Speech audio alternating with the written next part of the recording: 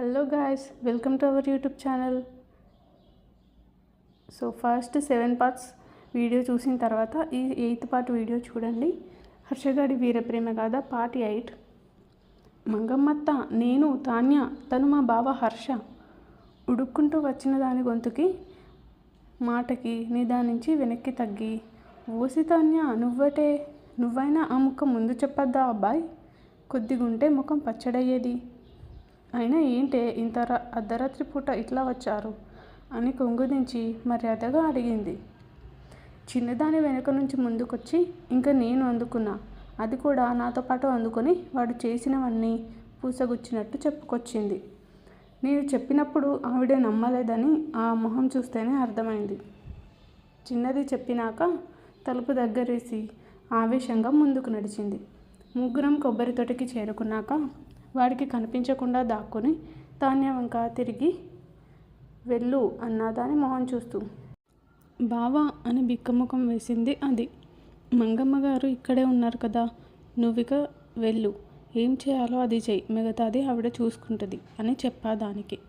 ఇంకా అది నా మొహం చూసి ధైర్యంగా ముందుకు నడిచింది. అది వెళ్ళగానే దాని ఓని పట్టి లాగబోతున్న వాడి చెయ్యి పట్టి ఆపి చెప్పు తీసుకొని కొట్టింది. అప్పటిదాకా అది నిజమా అబద్ధమా అన్న చిన్న సందిగ్ధంలో ఉన్న మంగమ్మకి కూడా అది తొలగిపోయి కన్నీళ్లతోనే ఆవేశంగా ముందుకు దూకింది.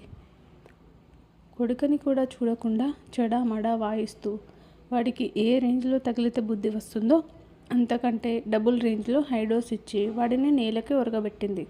కాసేపు రొప్పుతూ ఆయాసం తీర్చుకొని వచ్చి తాన్యకి క్షమాపణ చెప్పింది వాడి తరపు నుంచి.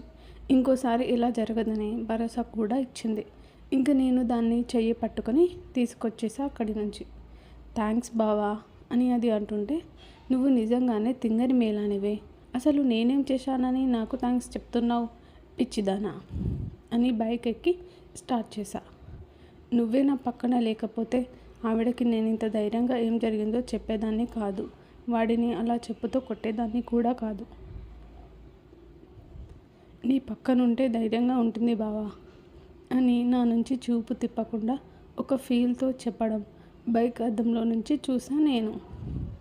ఓసి పిచ్చి మల్లక్క, అది శతమానం భవతి సినిమా నుంచి కాపీ చేసిన ఐడియానే, దీనికే ఇంప్రెస్ అయిపోయినవా ఏంది అని నవ్వాను గట్టిగా.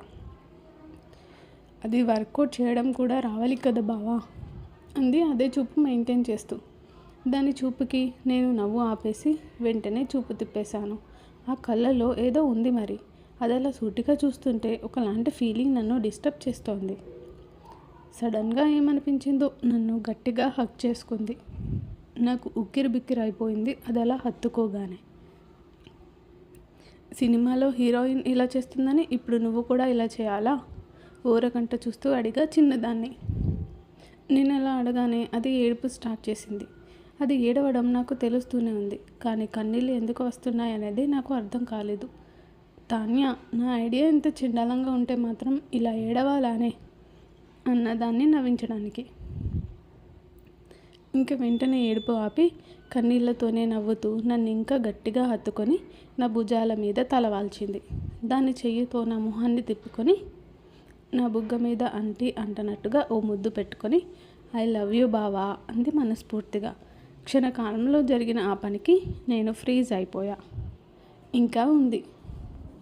Thank you for watching guys. Story కనుక మీకు నచ్చినట్లయితే మన ఛానల్ని సబ్స్క్రైబ్ చేసుకొని బెల్ ఐకాన్ని ఆన్లో పెట్టుకోండి. అలాగే స్టోరీని లైక్ చేసి కామెంట్ చేసి అలాగే షేర్ చేయడం మర్చిపోకండి.